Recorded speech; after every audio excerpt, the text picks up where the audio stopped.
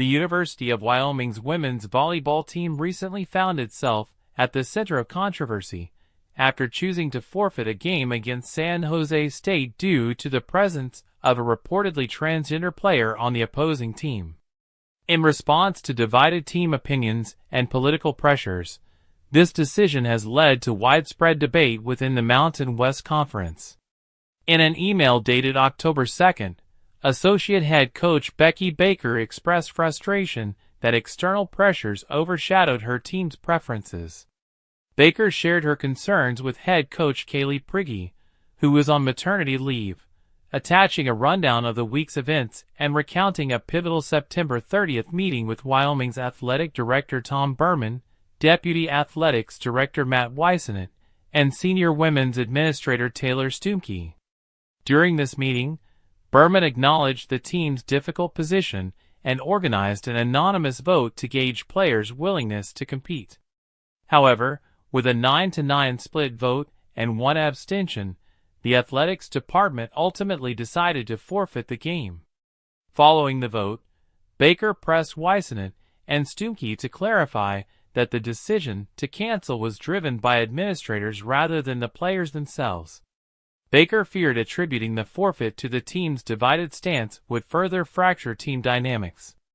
"If our team thinks this is why we canceled, I don't think I'll ever get them back from a cultural standpoint," she wrote. The fallout was immediate. Baker noted that practices felt disjointed, and players expressed frustration, with one player even posting on social media, intensifying the tension.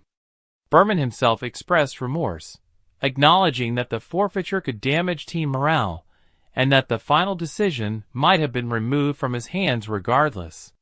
The controversy arose when Boise State, another Mountain West team, became the league's first to forfeit a game against San Jose State over the same issue.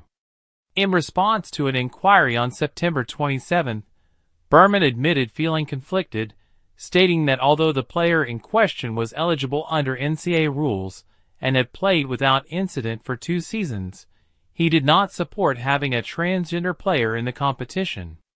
However, he also noted that Wyoming had previously safely competed against her, and she was not the most dominant player on San Jose State's team.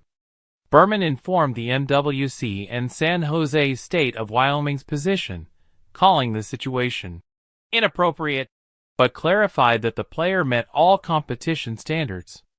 Despite Berman's reservations, he supported student-athletes who wished to play, stating that the team would continue discussions. Yet, he faced increasing pressure as other schools, like Utah State and Nevada, joined Boise State in refusing to play, leading to Wyoming's eventual forfeiture. This decision now jeopardizes Wyoming's tournament prospects, as the forfeits have left them in 7th place in the Mountain West standings, 2.5 games behind the 6th-place team. Wyoming's stance could ultimately impact their chances of qualifying for the conference tournament. The absence of official comment from San Jose State or the player has fueled public debate, raising questions surrounding NCAA eligibility standards, athlete safety, and the influence of external politics on sports decisions.